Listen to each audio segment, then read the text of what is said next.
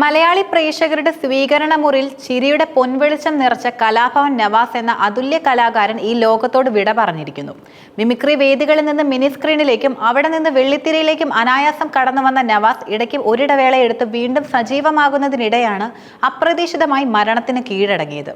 അദ്ദേഹത്തിന്റെ വിയോഗത്തിൽ കേരളം ഒന്നടങ്കം ദുഃഖത്തിലാണ്ടപ്പോൾ പ്രിയ താരത്തിന്റെ ഓർമ്മകൾ പങ്കുവെച്ചുകൊണ്ടുള്ള പഴയ അഭിമുഖങ്ങളാണ് ഇപ്പോൾ സോഷ്യൽ മീഡിയയിൽ നിറയുന്നതും.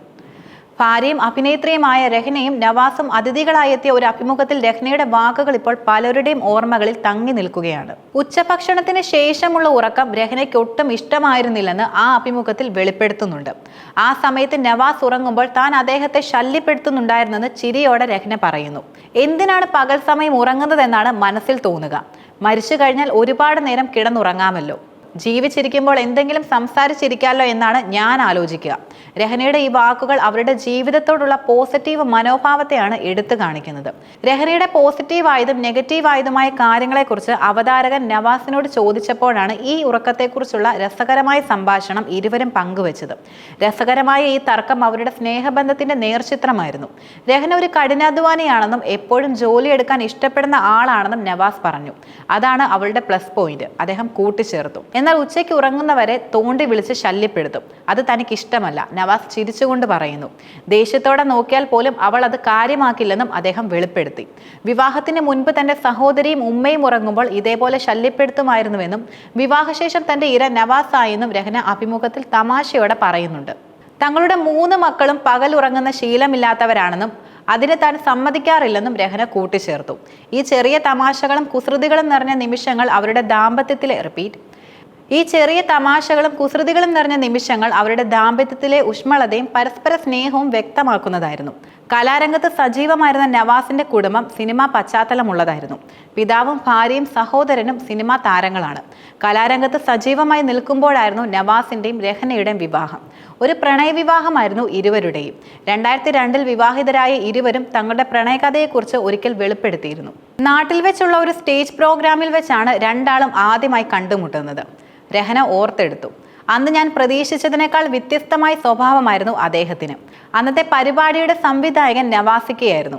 രഹ്നയുടെ ആദ്യത്തെ ഇനം ഒരു രംഗപൂജ ഡാൻസ് ആയിരുന്നു. അത് കഴിഞ്ഞിട്ട് ഒരു പാട്ടും അതിനുശേഷം ഒരു സ്കിറ്റും ഉണ്ടായിരുന്നു. അതുവരെ സ്കിറ്റിലൊന്നും അഭിനയിച്ചിട്ടില്ലാത്ത രഹ്നയ്ക്ക് പാട്ട് കഴിഞ്ഞ ഉടൻ തന്നെ സ്കിറ്റിന്റെ വേദിയിൽ കയറേണ്ടതുണ്ടായിരുന്നു. എന്നാൽ ഡാൻസിന്റെ കോസ്റ്റ്യൂം ഓരോന്നായി അഴിക്കാൻ സമയം വേണ്ടി വന്നു. 9 ഡാൻസൊക്കെ അടുപ്പിച്ച് ചെയ്യുന്ന ആളാണ് ഞാൻ. ഇതൊക്കെ നേരത്തെ പറഞ്ഞിട്ടുണ്ട്. അങ്ങനെയാണ് ചാർട്ട് ചെയ്യുന്നത്. പക്ഷെ ഡാൻസിന്റെ വസ്ത്രം ഊരാൻ നോക്കിയപ്പോൾ കുടുങ്ങിപ്പോയി, രഹ്ന പറയുകയുണ്ടായി. അന്ന് അവിടെ ഉണ്ടായിരുന്ന കൽപ്പന ചേച്ചി ഗർഭിണിയായിരുന്നു. നിറവയറുമായി നിന്നിട്ടും രഹ്നയെ സഹായിക്കാൻ ഓടി വന്നു. രഹ്നയുടെ അവസ്ഥ കണ്ട് എവിടെ നിന്നോ ബ്ലേഡ് കൊണ്ടുവന്ന് വസ്ത്രം കീറി നൽകി. അപ്പോഴേക്കും സ്റ്റേജിൽ കയറാൻ സമയമായിരുന്നു. നായകനും നായികയും മാത്രമുള്ള സ്കിറ്റായിരുന്നു അത്. സുധീഷേട്ടൻ വേദിയിൽ കയറിയെങ്കിലും നായികയായ രഹ്ന മാത്രം വരുന്നില്ല. അതോടെ അവിടെയൊക്കെ പ്രശ്നമായി തുടങ്ങി. ഈ നായികയെ എടുക്കേണ്ടായിരുന്നു. ഭയങ്കര ജാടയാണെന്ന് തന്നെക്കുറിച്ച് നവാസിക പറയുന്നത് താൻ കേട്ടെന്നും രഹ്ന ഓർക്കുന്നു.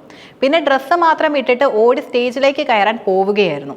ഈ സമയത്ത് നവാസിക ദേഷ്യപ്പെട്ട് ചീത്ത പറയുന്നുണ്ടായിരുന്നു. തിരക്കിട്ട് ഓടുന്നത് കൊണ്ട് രഹ്നയുടെ ചെവി മൊത്തം അടഞ്ഞു.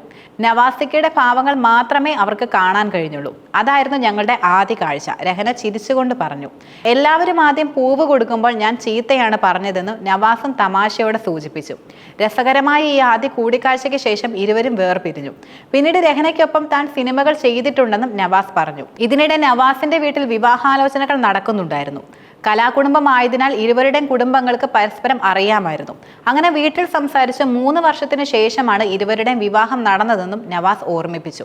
കലാരംഗത്ത് തന്റേതായ വ്യക്തിമുദ്ര പതിപ്പിച്ച് ലാളിത്യവും സ്നേഹവും നിറഞ്ഞ വ്യക്തിത്വത്തിന് ഉടമയായിരുന്നു കലാഭവൻ നവാസ്. മലയാളികളുടെ മനസ്സിൽ എന്നും ഒരു പ്രിയപ്പെട്ട ഓർമ്മയായി അദ്ദേഹം ജീവിക്കും. അദ്ദേഹത്തിന്റെ ചിരിയും കലാപരമായ സംഭാവനകളും എന്നും സ്മരിക്കപ്പെടുകയും ചെയ്യും.